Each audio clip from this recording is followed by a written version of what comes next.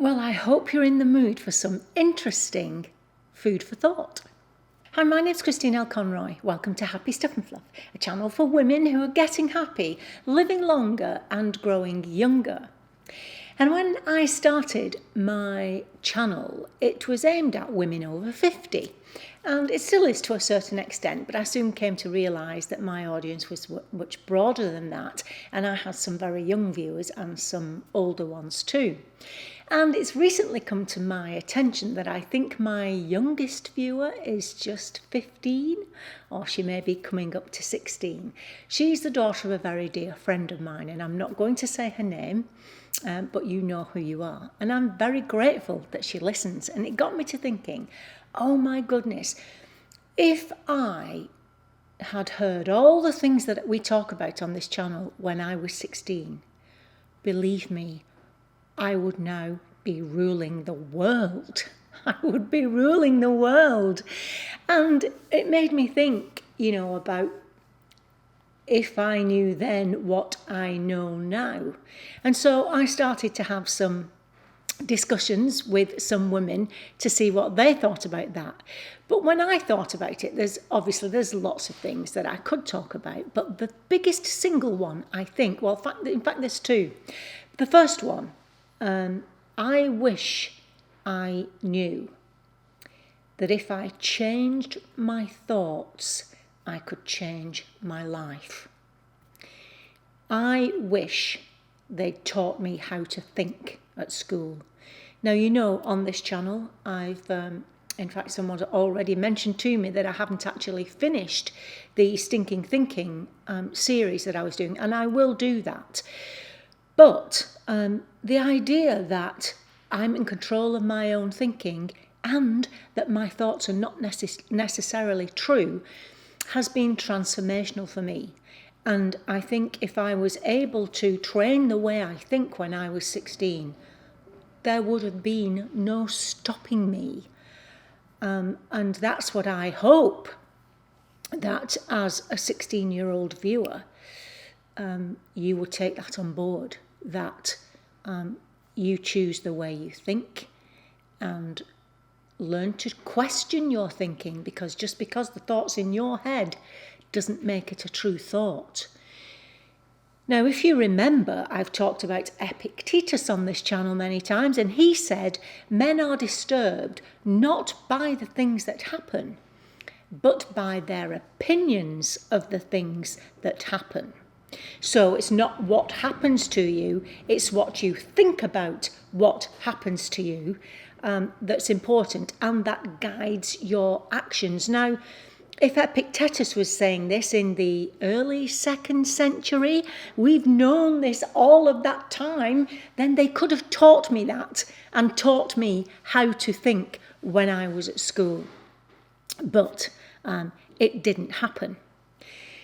So that's one of the things that I wish I'd known. And when I asked some other people for their thoughts on this, I've chosen one or two, because obviously we've only got 5 or 10 minutes here, but some interesting ones, asking them, if you knew then what you know now, what would you have done different? Or if you want to put it in another way, what would you say to your 16-year-old self?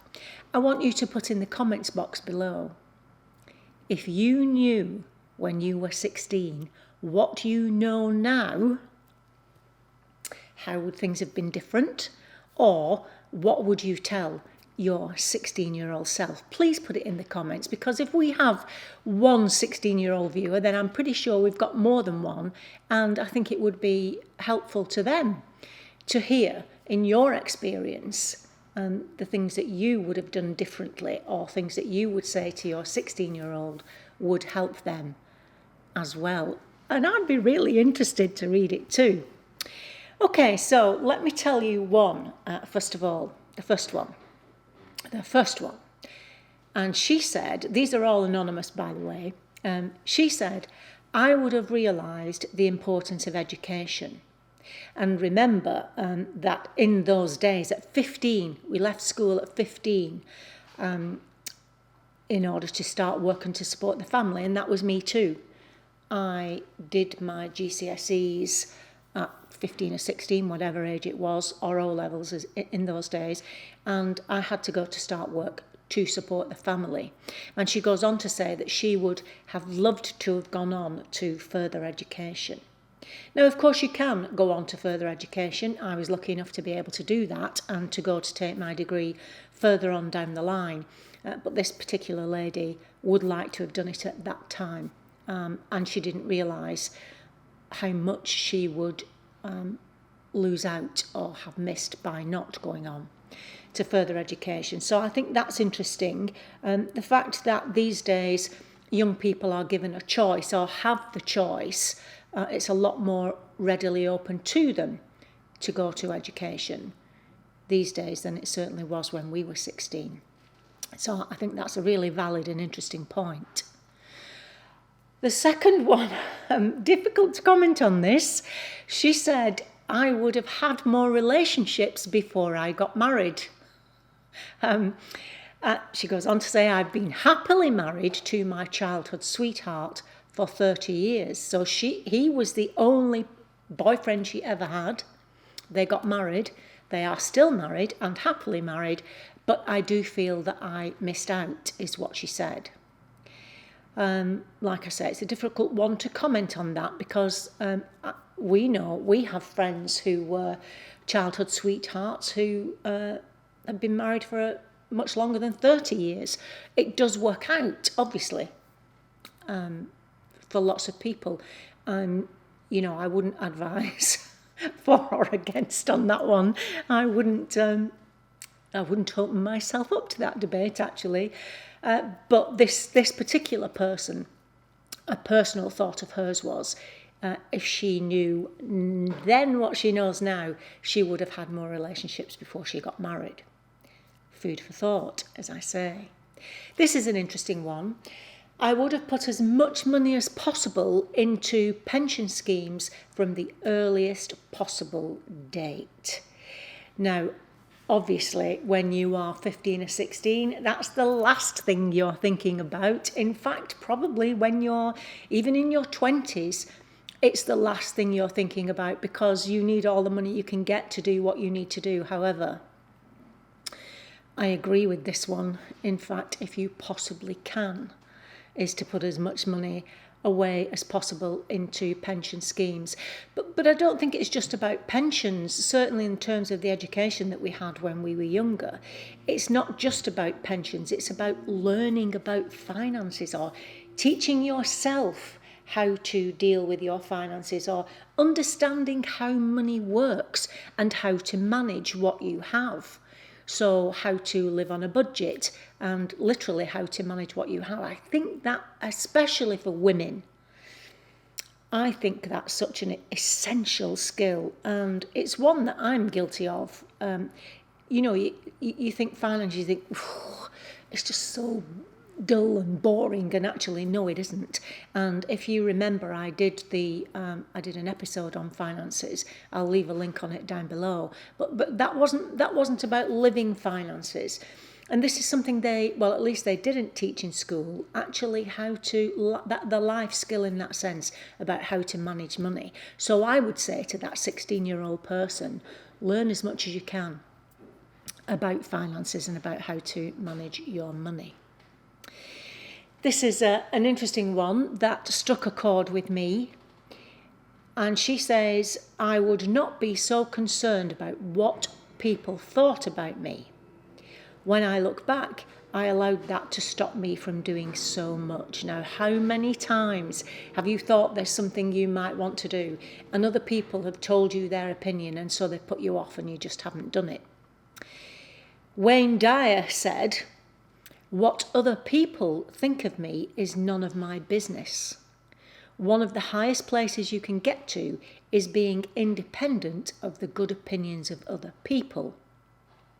Now, if we take that apart a little bit, what other people think of me is none of my business. I think that's great, and I think that's something that we could all think about and try to really take that one on board. You can't control what other people think of you, so let them think of you as they will.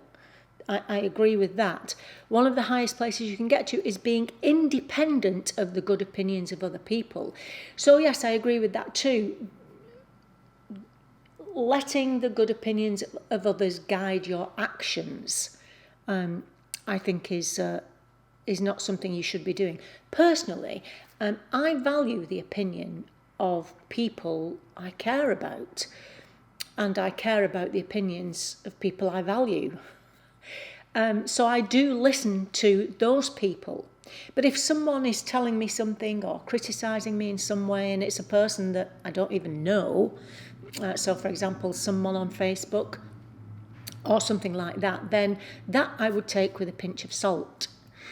For younger people, it's difficult, especially today, and especially with social media. And I think as a society, it's something we need to be teaching our young people. Social media is not going away, and all of the bad side of social media is not going away. We have to teach our young people how to deal with the negative aspects of it, and that's where we should be focusing. But in general, then, this idea of what other people think about me is none of my business is something that you should have stuck on your wall or somewhere, something you can see.